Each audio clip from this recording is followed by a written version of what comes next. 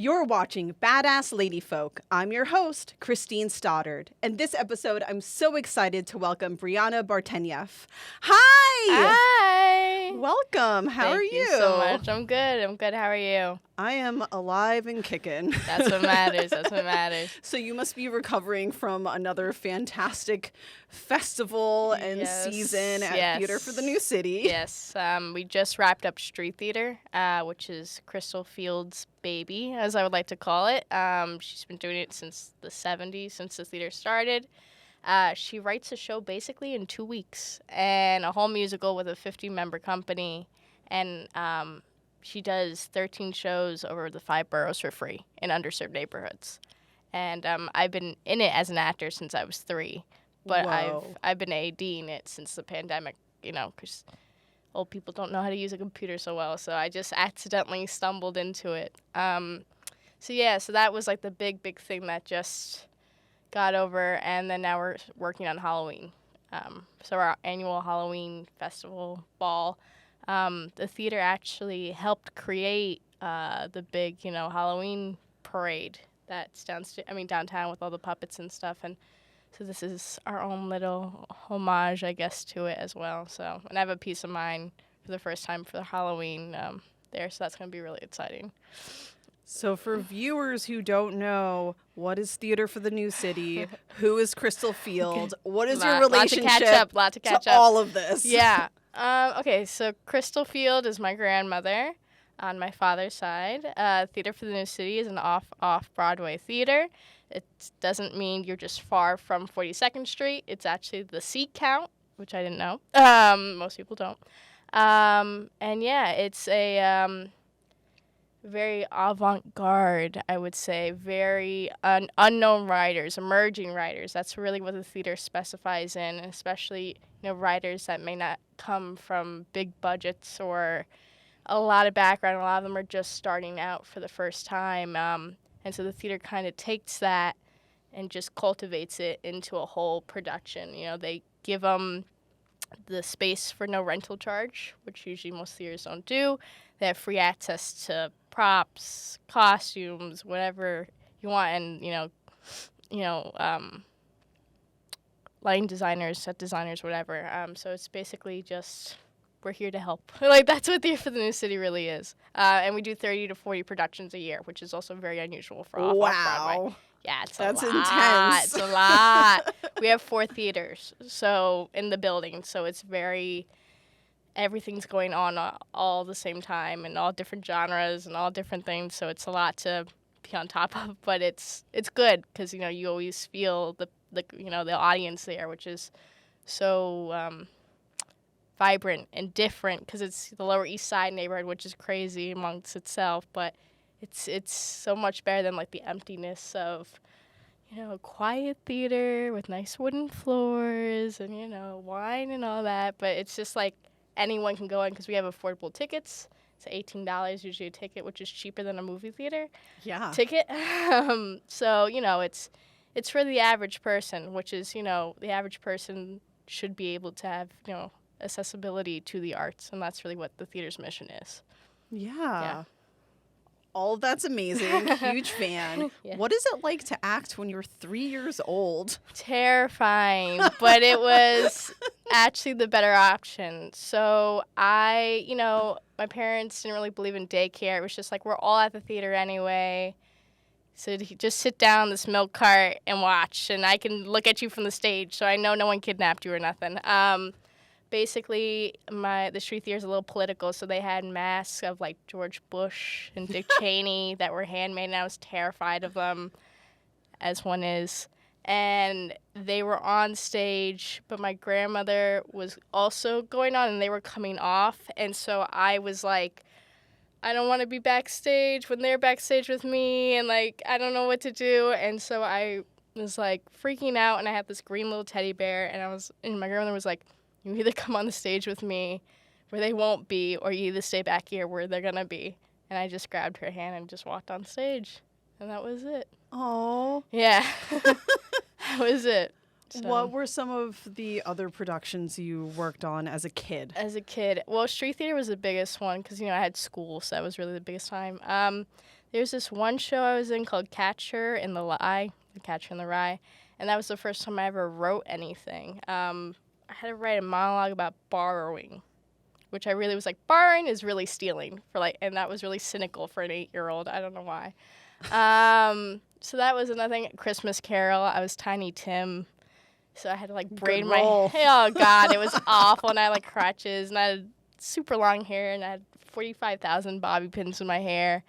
What else have I done? Oh, I did a dance piece with Wendy Osterman once, and I cannot dance. Not in my blood. I've had my great-grandmother is this famous dancer, and I think she must roll in her grave every time she sees me dance.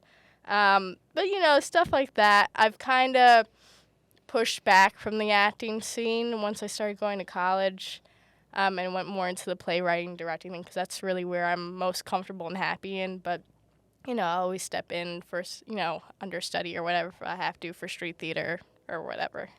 Yeah, so while at SUNY Purchase, you transferred from the acting program to the playwriting program. Yes. Mm-hmm. So could you talk about what motivated that decision and what you love about playwriting? I had to write a realistic version of Cinderella for a theater class, and I was the only one in my group who ever written any sort of play because I started writing small plays for our LES festival at the age of 12. But I wasn't, serious into it. It was just something, whatever, And I remember I wrote it, I directed it relatively, and then I was running across the campus with a printout of a bird from a library that I had forgotten, and it was cold. And I was like, oh, yeah, this is what I want to do.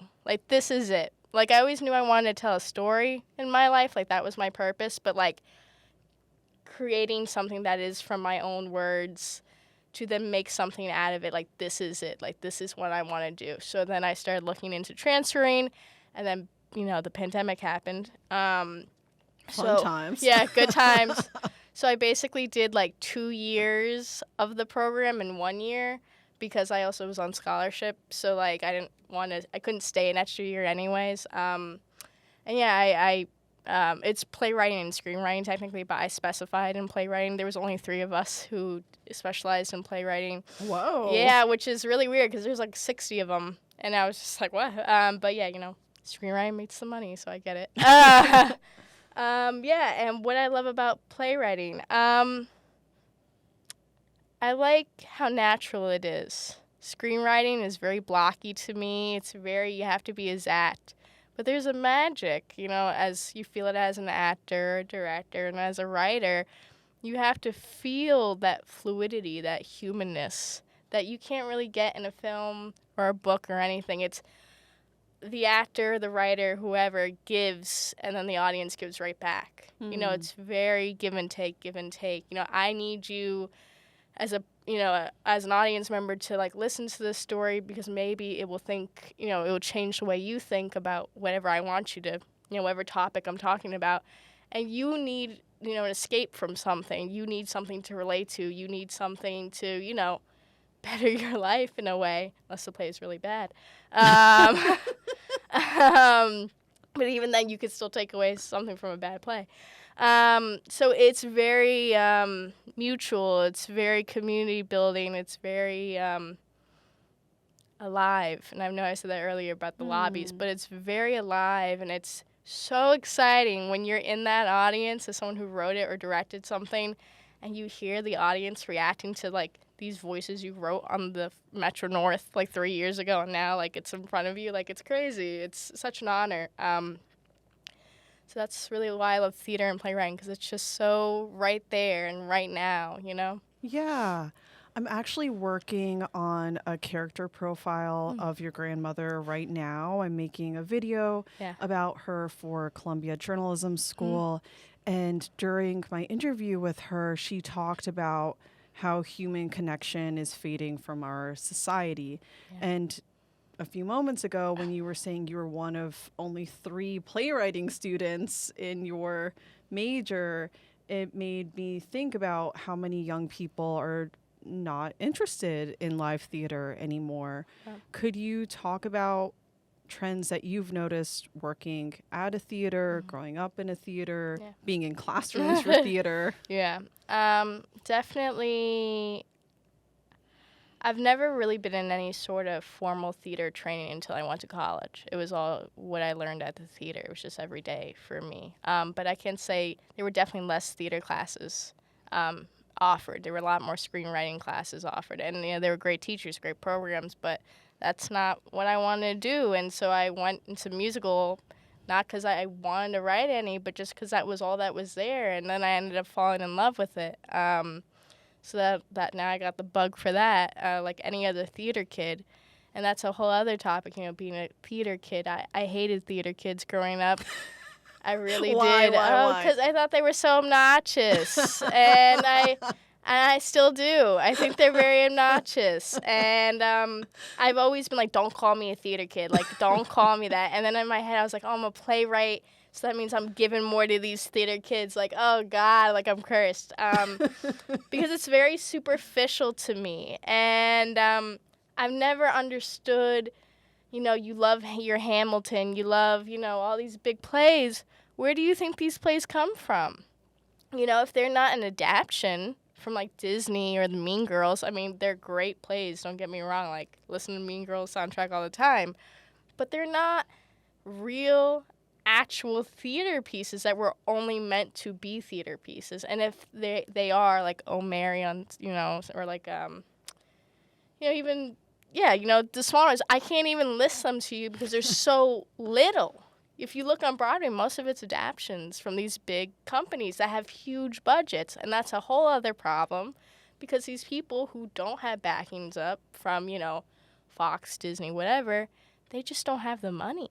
Yeah, so many living playwrights are professors or high school English teachers or copywriters or journalists. You have to have a second job to be really anything in the arts now. I mean, I'm about to start maybe getting my master's so then I can, have a teaching job as a backup because you can't just rely on, your talent's good and, your writing's good, but that capitalism won't let you do that right now. This is not the time of, Picasso or the time of the 70s where you had $40 in your pocket and you could pay your rent, but also be an artist, And that's another thing, that makes the theater so special is that we still have the same prices and the same mindset as if it is from the 70s where, art is free. You're not supposed to be a certain way or have a certain sponsorship or what grants you have or what fellowships, it's just like you have a story. Let's see how we can make this work with a budget, And so that's what these theater kids, I feel like that's missing. They don't realize that these actual theaters still exist. Like, I took theater history because, it was a mandatory class, and I may learn about a theater like La Mama or the theater or, Cherry Lane. Right. But they don't tell you that these theaters still exist. No, they really They're don't. They're just names in a textbook. They're just names in a textbook, And so if you think I'm in a history class, and the sad thing is, a lot of these theaters are gone. Theater 80 by the theater just closed. It was a beautiful theater. And they just closed. And, La Mama, is also always facing some sort of issues in the theater, because there's just not this younger generation that just thinks, oh, Broadway, Broadway, Broadway. But you could see a great show for literally 1/3 of the price, if not more, but you just don't know about it or you don't care about it. And it's also not like this tourist thing, you know what I mean? It's just not publicized as much because I feel like people just care like, oh, yeah, I want to see this movie because I like this movie, so I'm going to see it on Broadway. You know what I mean? Like, they don't... It's natural love for theater that, you need, and I feel like the Broadway shows are a great introduction to that, but I feel like people don't make the next step to actually diving in unless you're like a theater student or, playwright. Or whatever, Yeah. Yeah. So true. So could you talk about your first full-length project, Issue 9? Issue number 9 was my senior project at SUNY Purchase. It was a musical, and I had gotten flack from everybody for it. In your program? My program and when I was putting it on at the theater, because it was too dark and not to go that dark. And I've been told not to direct it myself. And someone once told me, it's so dark, you should just have a guy come in there and just save the day. And that made me want to rip my hair out. The story is about this mother and daughter who go to live in upstate New York. And this girl, she's like 12 or so when the play starts, and she ends up feeling her loneliness of moving from a new place with this like teen magazines, J14 and all that. But in our play, it's called Kamikaze Magazine. Oh, wow. Listen, no copyright here. And basically these mean girls, because of course there's got to be mean girls, basically like convince her like, yes, this is so good. Like, look how good we look. And, like, we skip breakfast and lunch and, like, sacrifice is enough. But, like, it's worth it because we look like these girls in these magazines. And look how cool they are. So we should be just like them. And it's just a diet. And diets are not meant to, hurt you. They're meant for good. So, like, what we're doing is okay. And basically this girl, Lexi, ends up getting major eating disorder, anorexia to be specific. And her mom, she tries to reach out to her mom about it, and her mom basically dismisses her and says, well, it's a teenage thing. I'm ugly, I hate my body. Like, I was the same way as your age, and, you'll grow out of it. In a way, it's sort of like, a rite of passage as being a woman is like one of the lines she says. And she just, she basically feels very invalidated because of that. So why would she, the one person that would fight for her own mother, the only person she really relied on, is not seeing her. And so basically she ends up taking her life. But in like a beautiful sort of way, not saying suicide's beautiful. But she ends up overdosing because also drug addiction is also a big, another big factor in this play. And the death angels come that are played by the mean girls, and they place this like hat veil on her, and she transforms from death to life. And basically the mother in the second act goes crazy because the main mean girl was like, well, your daughter's in hell because she killed herself. And that's what my mom says. And so like, you're just going crazy because that, like, it's all just part of God's plan. And basically, after a couple more crazy events, the mother basically goes like, if I don't want my daughter to have died in vain, so if I need to bring awareness to how terrible these magazines are and what they're doing to these innocent girls. So she ends up putting poison into the magazines, like in the perfume samples. And she says, if I have to kill a few people to save maybe a nation of girls, and that's what I have to do. Maybe it's God's plan for me. Maybe they're right. And so she ends up killing 7 girls, and she ends up going to jail. And then basically years later, like, Lexi's ghost and her meet, and they duke it out. They talk their grievances, and then they resolve their issues, and then they both end up going to the other world or whatever you want to call it together. So yeah, it's a lot. It's a lot. I understand it is a lot. But this play stemmed from my shelf breaking at 3 a.m. and all these teen magazines I had as a teenager falling on my floor, and just looking at all the different headlines, and I was like, what? And I had almost just lost my mom, like 2 weeks right before. I had to come up with the concept for the show.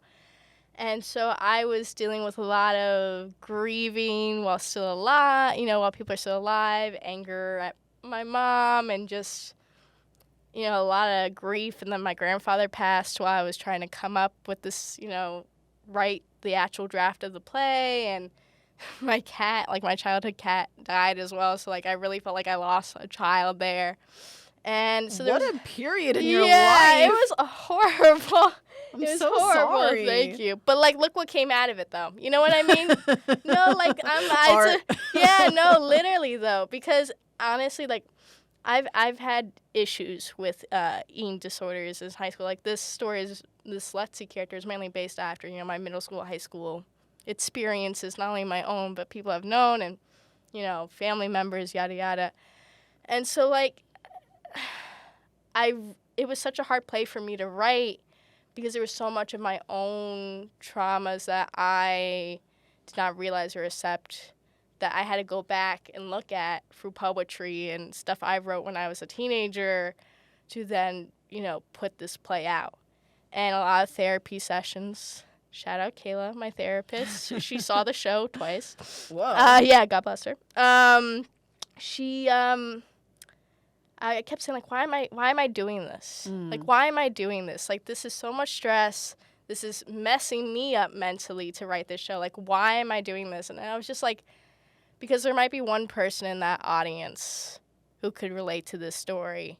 And if it makes them feel less alone, or if it helps them, in any sort of way, then that's it.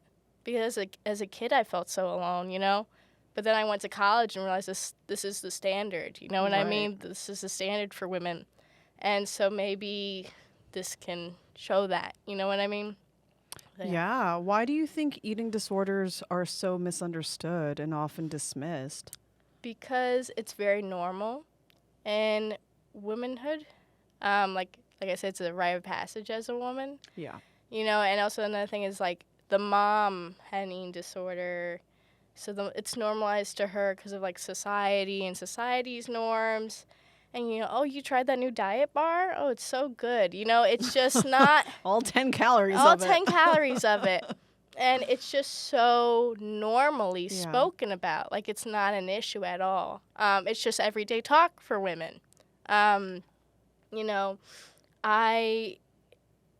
think it shouldn't be. Yeah. But it is, and that's why I tried my best to portray, like, you can have a normal place like a gas station and just see how many things could lead up to just, the whole eating disorder stuff. And I think, our media is the most important, thing. Of course, your parents or your family or your environment can affect how you think, but, if I see magazines or if I see on social media, the things that's going to affect how I think or how I think I should look too. But again, in the media, it's so normalized. Right. So it's just normal to do these behaviors when it really shouldn't be, just because I'm a woman. You know what I mean? Yeah. So I just think because no one wants to talk about it because it's not an issue. It's just everyday life. And that's so devastating because look at what could happen if we don't treat it like it's an issue. Yeah, for sure. I stopped restricting my diet 3 years ago and gained about 30 pounds because of it. And I have never been happier. I have never felt healthier as an adult. I've never had so much energy. Yeah. It doesn't mean my life is perfect by any means, but that aspect of my life is so much better than it used to be. And I think my lucky stars that I really stood my ground and said, I'm not going to give in to this anymore. Yeah. No, it's a fight because you get addicted to it. You totally get addicted to it. And that's like another thing she talks about is like she knows what she's doing bad, but she just loves the feeling of starving. You think you're winning, but you're just losing your teeth and hair, on the visual for the play is my body. And I stuck this liquid latex magazine parts literally on my nude body, and my boyfriend took it. Good job, thank God bless. But I was the heaviest I had ever been because of my SSRIs. They put 30 pounds on me, and I'm writing this play, going back for these memories. I'm so much heavier. I don't fit into my clothes anymore, and now I'm gonna be naked on this poster. It was terrifying. It was so terrifying. But at the same time, I was so proud of it because I was so proud of myself to see, like, look, I can do this. Like, there is no shame here, Once you learn to live with yourself and your body and how you look, and you stop restricting and you stop those constant thoughts, it's so freeing. Yes. It's so freeing. It's such a miracle. It's such a weight lifted off of your body, and you don't even realize it. You know what I mean? Because you just think it's normal, you know? Yeah. So, yeah, no, it's a wonderful thing to get past that and be comfortable with yourself, you know? So we do have to wrap things up, Okay. but where can viewers find out more about your work as a playwright and poet? Usually my Instagram. Yeah, probably. so My Instagram is Bartenieff. Let's see if you can spell it. Or you can just Google my name. I'll put it in the show notes. Yes. Put in the show notes. They're gonna need it. And usually everything's up there on there, and yeah. And what are you most excited about coming up at TNC? I'll do a little plug. Yeah, I'm the most excited about my new show coming out in April. That's not so sad and emo this time, guys. It's called Scammed into Love, and it's gonna be like a queer love musical, little drama, little romance. Beautiful. Story, so April 2025. Yes, I think we open like April 3rd or something like that. Nice. Yeah. Well, thank you you so much, Briana. Thank you That so is all the much. time that we Of have. course. Dear viewers, you have been watching Badass Lady Folk. I'm your host, Christine Stoddard. Until next time.